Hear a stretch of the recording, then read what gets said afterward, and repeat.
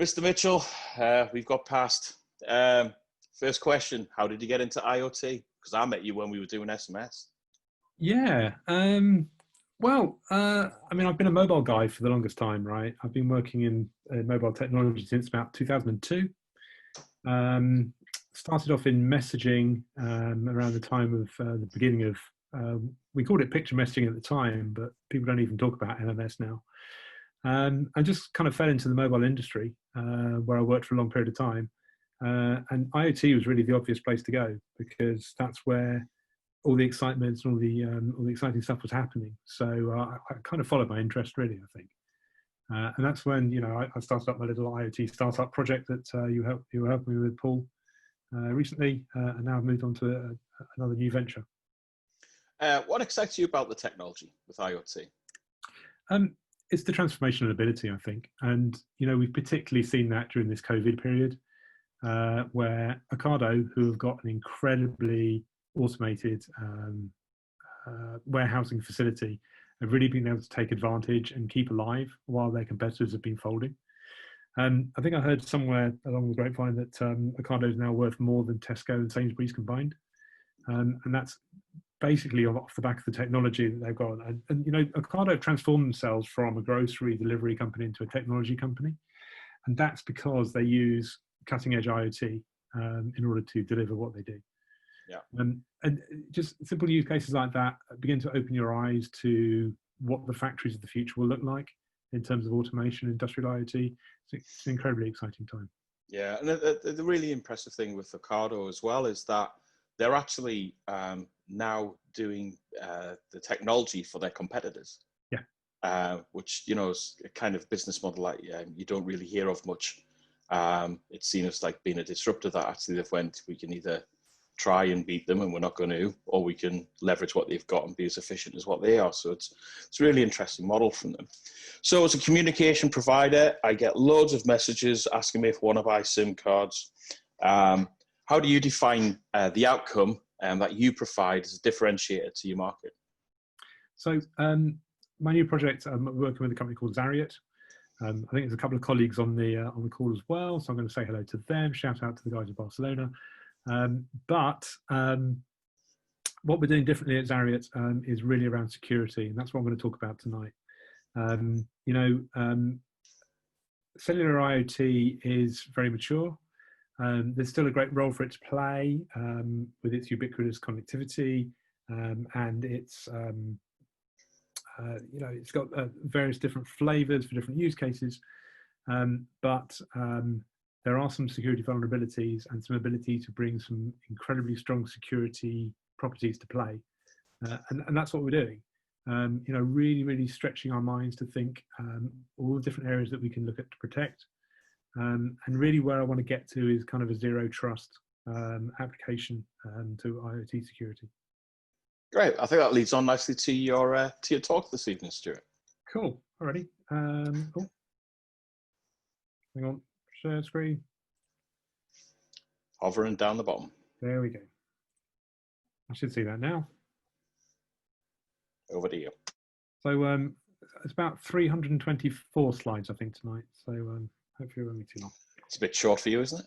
I'm only kidding. Okay, so what I'm going to talk about very, very quickly is how cellular networks are used in IoT. Just a very sort of basic level grounder, so we're all on the same page. Look at where the vulnerabilities are.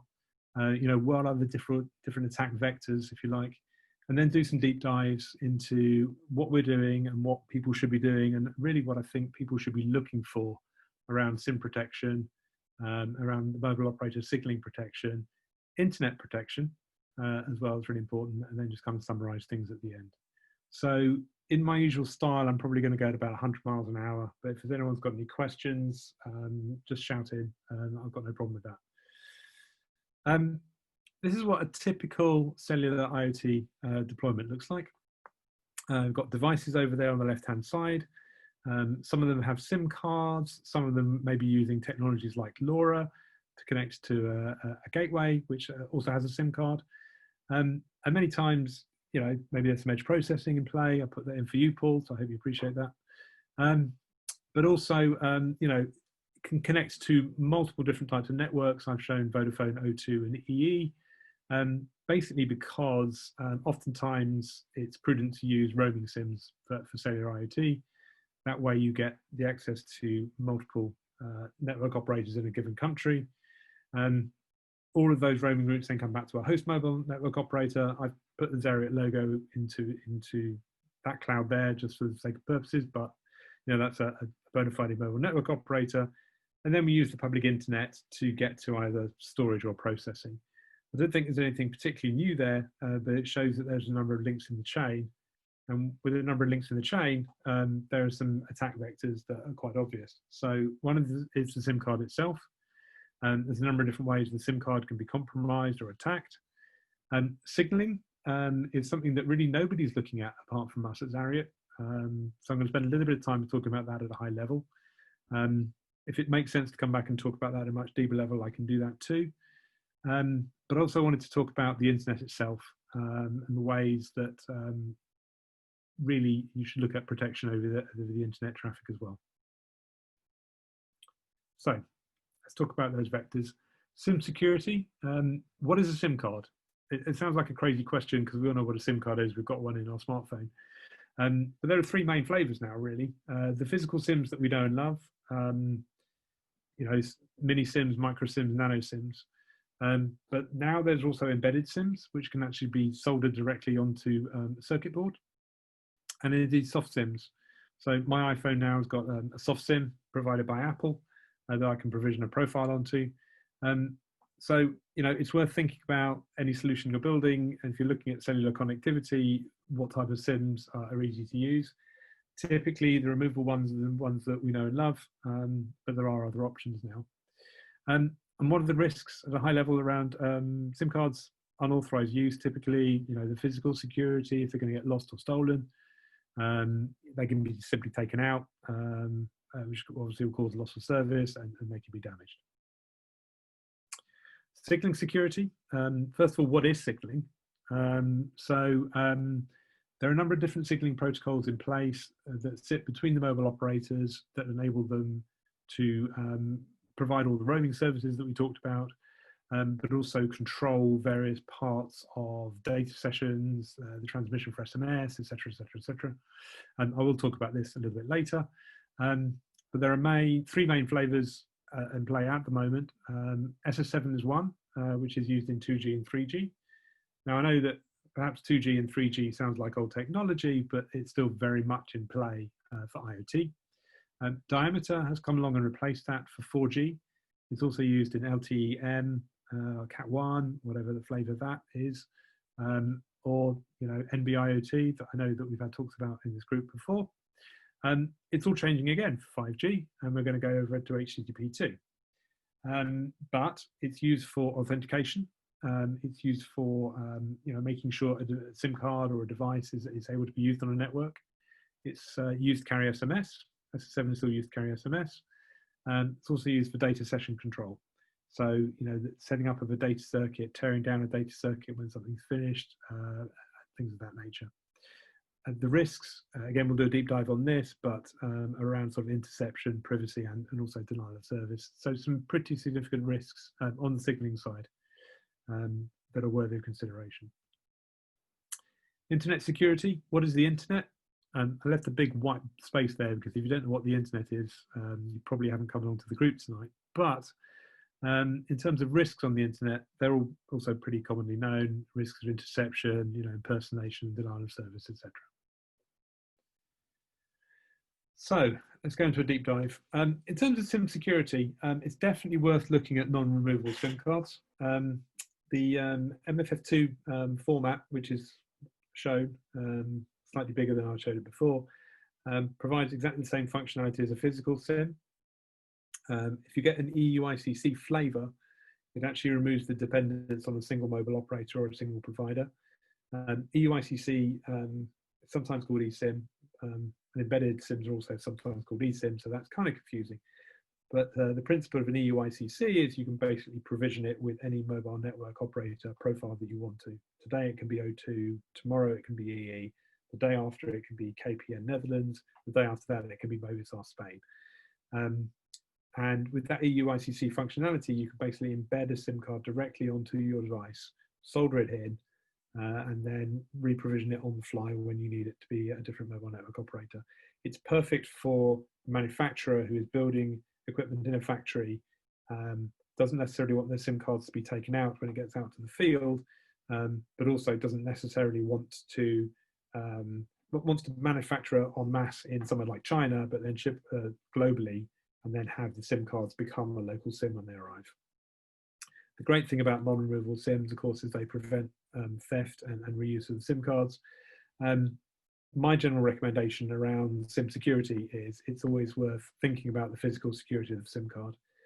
The chances are, if you're prototyping, building a solution like Jose was talking about, you're going to want to use some kind of removable SIM. It's kind of easier to work with than these surface mount devices, easier to get hold of, but it's definitely worth thinking about securing the SIMs so they're not easily taken out of the device, because that has obvious consequences. Another aspect to think about is service restrictions. So, you know, a SIM card, if you bought a SIM card from a store, a Tesco mobile SIM card or something of that nature, it would be enabled for data, for SMS and for voice, you know, potentially also with the ability to call internationally. And if you've got a balance on your SIM card and that SIM card is lost or stolen, it can be used by somebody else to make calls, use data sessions, you know, send SMS messages, maybe sign up for premium services and, you know, cause excessive charges. So, you know, when you're looking at SIM cards for IoT use, it's definitely worth looking to see what services you need and find a provider that can bar services that you don't need in order to reduce the potential for misuse and maybe, you know, channels that can be used to actually compromise your devices. APN lock is quite an unusual feature, actually. An APN is basically a provision that's done inside the device to enable that device to access the internet or data services. And an APN lock actually generates a unique username and password combination for each SIM card. So right now, if I was to get a hold of your smartphone, pull the SIM card out and find it belongs to EE, for example, I would be able to put it into my own device. I would be able to enter the EE APN settings, which actually my device would probably take from the SIM card itself, and then I'd be good to go. I could start using your SIM card, start using your data allowances. But with an APN lock, you need to know the username and password for that SIM card, that uniquely being applied to that SIM card in order to use that SIM card in your device. So with an APN lock functionality, you've introduced an additional layer of security that even if SIMs are lost or stolen, they're not able to be used unless you also got this second factor authentication, basically, which an APN lock provides. Cell ID lock is another method of locking SIM cards. Typical implementation of a Cell ID lock is a brand new SIM card will actually lock itself to only be able to use the first usually 3 radio towers that it connects to. So when you deploy a SIM card out in the field and you power it up, it connects to a network. Maybe that tower goes offline or the signal strength degrades, it connects to a second one, it connects to a third one, and then it's used up its allocation. It's no longer possible to allow, it will no longer allow itself, I should say, to be connected to another radio network tower. So if that SIM is taken out of a device, it's put into another device. As soon as it starts to roam away from that location, it's not able to be used. Again, it provides another layer of security, another layer of locking down access on the SIM card to ensure it can only be used in the places that you want it to be used. IMEI Lock is another type of lock, very similar sort of principle, but instead of locking the SIM card to the cell tower, you're going to lock the SIM card to the device in which it's put.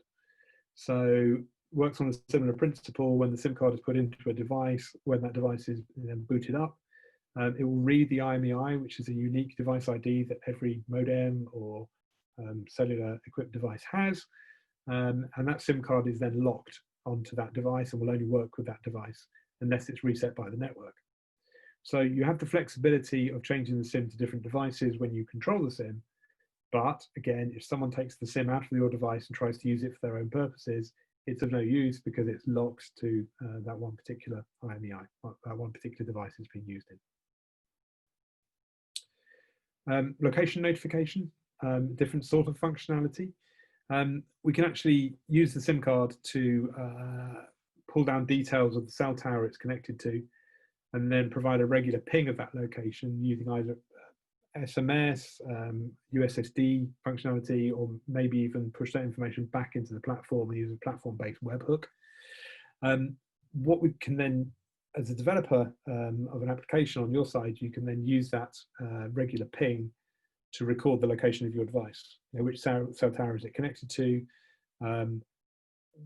which one's it usually transmitting from, and then if that information changes, you could then maybe use a decision based on that to suspend the SIM. You know, it looks like my SIM's been stolen, it's gone to a place it shouldn't have gone, and you know, you could then use that to suspend the SIM automatically so it's not used fraudulently. There's an awful lot of belts and braces and bits of string and other technology going on here. The point is that there's a kit of parts that you can use for your own purposes in order to ensure that your SIM cards are safe. And there's a lot of technology out there to help you ensure that your SIM cards are protected. And that's really the key message here. And the final one that fits into that is service monitoring. So very, very similar to the location monitoring. You can actually get regular ideas of the signal strength of where your SIM card is based, and you can make decisions based on changes in signal strength, for example. So it could be you recognize that the signal is starting to fade, maybe the SIM is on the move. At that point, you want to cause a flag to be triggered and, you know, lock down your SIM card, or make a decision based on that, maybe trigger an alert to somebody to say, hey, something's happening with this SIM card.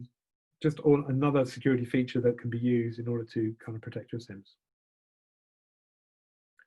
So that's SIMs. Let's move on to the next item we're going to talk about, which is around the signaling vulnerabilities.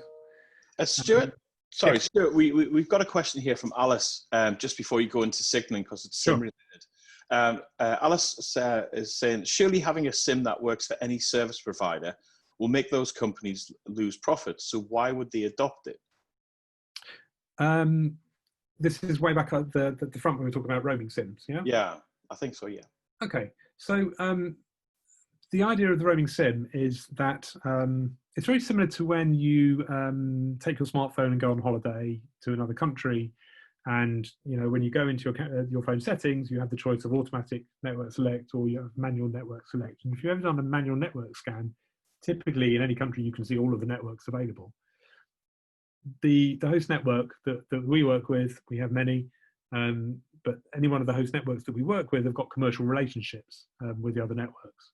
So basically, when your SIM card is roaming on Vodafone UK, you are paying us, if it's one of our SIM cards, for the use of that data.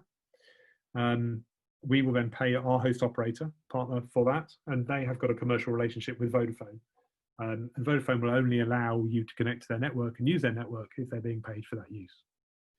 So, you know, it's very much in the interest of the various mobile operators to allow SIM cards to roam on their networks because it increases their revenue. Great, thanks. Alice, did that answer the question, Alice?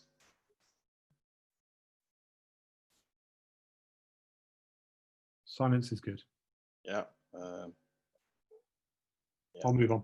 Yeah, so signaling security, just very, very quickly, you know, my parent company, Cellular, make a complete business out of signaling security.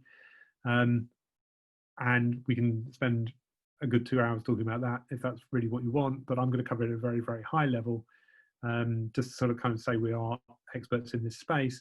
There are 4 major areas of signaling security that need to be looked at. SS7 that I talked about earlier, which is used for 2G, 3G, and also carries SMS. Diameter signaling for 4G, LTE, HEM protocols, Cat1, etc., and IMEI IoT. GTPC is another type of signaling protocol, which is used for mobile data session control. That's also vulnerable to attack and needs to be firewalled. And the same for SIP, which is used for some multimedia applications.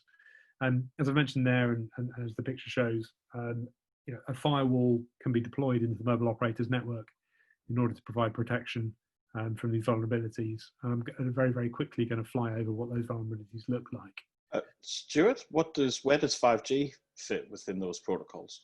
5G signaling and 5G roaming is not really yet fully deployed.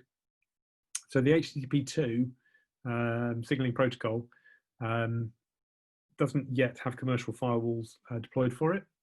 I suspect in the same way as Diameter came along and replaced SS7 and reduced the amount of vulnerabilities but still left a few backdoors, we're going to see a similar sort of approach with HTTP2. It's not really my area of expertise, but it's certainly the area of expertise for the company for which I work. So I have no doubt those guys are all over it. Because 5G is pretty heavily based on 4G, so probably follow Diameter is the presumption I would make. No, it's based on HTTP2. Is it? Yeah, and I don't know what that protocol is. All right. Okay. So three major threats to talk about. One is interception. And there's a hacker over there on the right-hand side. It's kind of a weird hacker icon that I found today. But basically connecting over the signaling network, a hacker can get to our host network that we're working on and issue a command that for any SMS message that's going to be sent to your SIM card, he wants to have it redirected to him. So, there are obvious security risks for this around, two-factor authentication. If you've been phished and your bank is relying on SMS to send you a one-time password, which I know is a new UK regulation, it is totally possible for a hacker, as well as having phished your website, to intercept your SMS messages and retrieve them on his own device in order to log into your bank account. The way to protect against this is to deploy a signaling firewall that basically recognizes the incoming request for SMS interception and provides dummy information rather than providing direct SMS messages. So that's one risk that can be picked up over signaling. Another one is privacy. It's a very similar sort of picture, of course, but in this one, the hacker actually sends a request to ask where your SIM card is. So any hacker in possession of an IMSI of a SIM card, which they can get again from a lookup, can actually find out where your devices are deployed, which cell towers they're connected to. I mean, that might not be quite so interesting for a fixed device, but if you're using a SIM card in a tracked device, there's a high value shipment that happens to have a SIM card in it, and some bad actor is able to find out the number of that SIM card and then track it to its destination. There's obvious consequences for that. So there's a huge sort of privacy angle that, again, mobile networks should be protected with signaling firewalls in order to protect your SIM cards from. And finally, denial of service. So in the same way, it's possible for a bad actor to send a command over the signaling network to a host network and order them to deactivate your SIM card. It's not a permanent deactivation. It can be reactivated again, but in order to do that, you've got to figure out why your SIM card's gone dead, or your mobile operator's got to figure out why your SIM card's gone dead and actually reverse that command in their network. So, these three threats are actually pretty serious, and yet we are, for some reason, Ariat is the only IoT SIM card that actually provides protection against these threats as well. Moving on to the internet, which is kind of common to a lot of devices, not just cellular. The first obvious thing to talk about really is VPN security. And most people know what that is, but setting up an encrypted tunnel so that data is traversed directly through the internet, fully encrypted, can't be snooped upon or intercepted. That's pretty basic, and it's important to ensure that VPNs are applied wherever possible. Oftentimes it's not possible to actually deploy a VPN on the device itself. So one of the benefits of using things like cellular technology, where the signal path goes through a third-party provider, you can actually apply a VPN connection to the third-party provider from your server at the other side of the internet to ensure that your data is kept secure. A lot of people also use VPNs for remote access. Other people use different methods. What's very common in the industry actually is provide fixed IP addresses. The reason people want fixed IP addresses is they want to get remote access. So if you've put a SIM card into an air conditioning unit, which starts sending error reports to say that, you know, its coolant needs, its refrigerant needs topping up, or its motor's beginning to fail, oftentimes people want to access it remotely and run some diagnostics or something of that nature. So we'll ask for a fixed IP address. But obviously, as soon as you put a fixed IP address on a SIM card, you're actually reducing its security, because you know, or people who are able to get hold of that, that fixed IP are able to do maybe a brute force attack and then access your devices remotely. So while fixed IP SIM cards are available and they look attractive for remote access, you know, we would urge caution, and we're actually looking into, is there a better way of providing secure remote access without all the hassle of having to set up a VPN client, log in over a VPN, remember an obscure VPN fixed IP address, a fixed private IP address rather than a fixed public address. So, you know, internet security, yes, great. Fixed IP addresses, really not a big fan of those. Another thing that we're thinking about, this is more conceptual at the moment really, is where you've got two SIM cards that need to talk to each other, do they even need to go out across the internet? It's a very common requirement actually for things like PLC to PLC communication, whether that's you know, in a factory environment, whether that's two remote sites. Oftentimes there is need for an internet, sorry, SIM card equipped internet device to talk to another SIM card equipped device. But there's no reason for that communication to actually go out over the internet if it doesn't have to. So the suggestion here and the solution we're looking into is, how can we actually get SIM cards to talk directly to each other without going out via the public internet? If we don't go out to the public internet, there is no attack vector, there's no opportunity for the data to be compromised, no need to set up VPNs, etc. A couple more things to look at. One is a block list or an allow list. If you are deploying SIM cards in sensors out in the field that only ever need to connect to your remote storage or analytics, it doesn't really make sense to allow them to connect to anything else. You know, why would they need to access Google? Why would they need to access Amazon? And the flip side of that is, if your device is, you know, maybe you've got a device that needs wider internet access for whatever reason. I don't know, it's a point of sale, it needs to connect to your payment gateway provider, it needs to connect to your Amazon site, it needs to connect to whatever. You know, if you don't need to connect to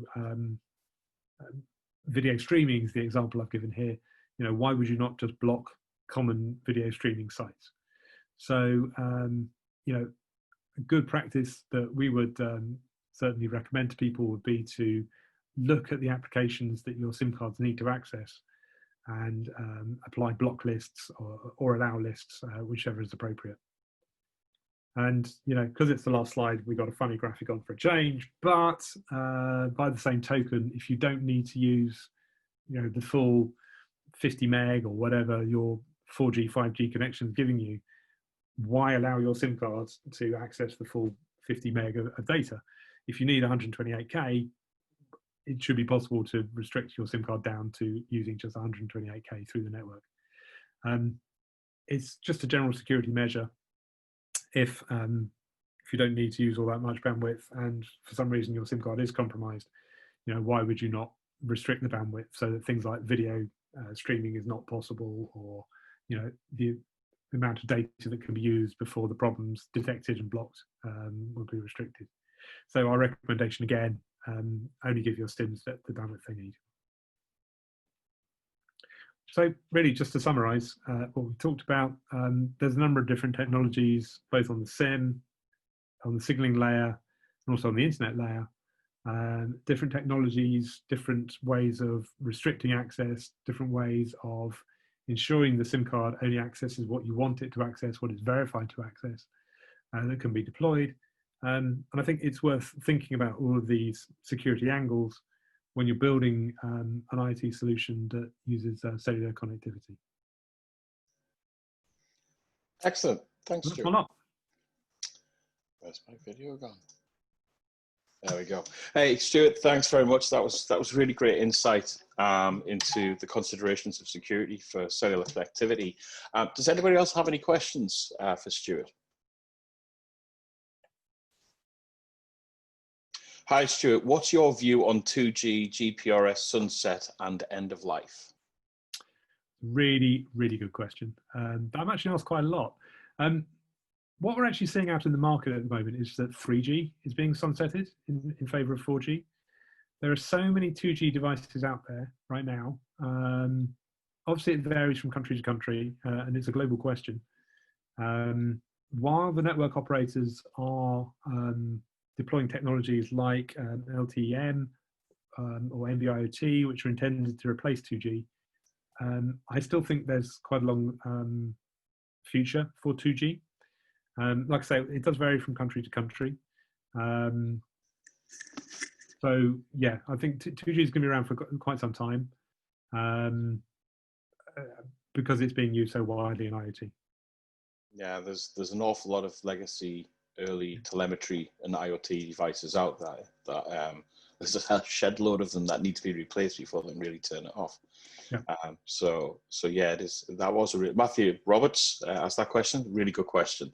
Does anybody else have any questions?